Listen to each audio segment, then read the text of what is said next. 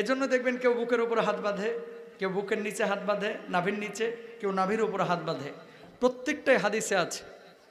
এই প্রশ্নের জবাবগুলো আপনাদের জানা দরকার। কয়েকটা প্রশ্ন মাত্র, এগুলো জানেন। ওয়াজ শুনেছেন, এখন কয়েকটা প্রশ্নের জবাব শুনেন। বুকের উপরে হাত বাঁধলেও নামাজ হয়, নাভির নিচে হাত বাঁধলেও নামাজ হয়, নাভির উপরে হাত বাঁধলেও নামাজ হয়। আসলো কোত্থেকে? এক একজন সাহাবী এক একভাবে বর্ণনা করেছে, তিনোটাই বিশুদ্ধ। এখন আপনার যেটা ভালো লাগছে আপনি আমল করেন।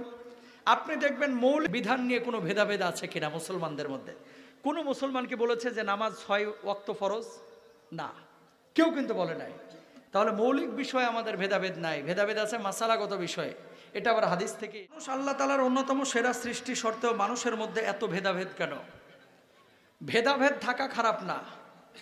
মুসলিম অমুসলিমের মধ্যে ভেদাভেদ থাকবে, কাফের এবং মুশরিক মুসলমানদের মধ্যে ভেদাভেদ থাকবে। ভেদাভেদ খারাপ জিনিস না। ভেদাভেদ দিয়ে ফাটল সৃষ্টি করা, বিহাবলিল্লাহি জামিআ, আল্লাহ তাআলা যে বলেছে আঁকড়ে ধরতে, এই রজ্জুটা কেউ যদি ভাঙে তাহলে আল্লাহ রাব্বুল আলামিন তাকে জাহান্নামী হিসেবে আখ্যায়িত করেছেন। তো মুসলমানদের মধ্যে ভেদাভেদ, এটা মুসলমানদের মধ্যে না, সাহাবীদের মধ্যেও ছিল। আল্লাহর নবী একটা হাদিসে বলছেন, লা নিকাহা ইল্লা বিওয়ালিয়্যিন, অভিভাবক ছাড়া মেয়েদের কোনো বিবাহ জায়েজ নেই, অভিভাবক লাগবে। অন্য হাদিসের মধ্যে আল্লাহ রাসূল সাল্লাল্লাহু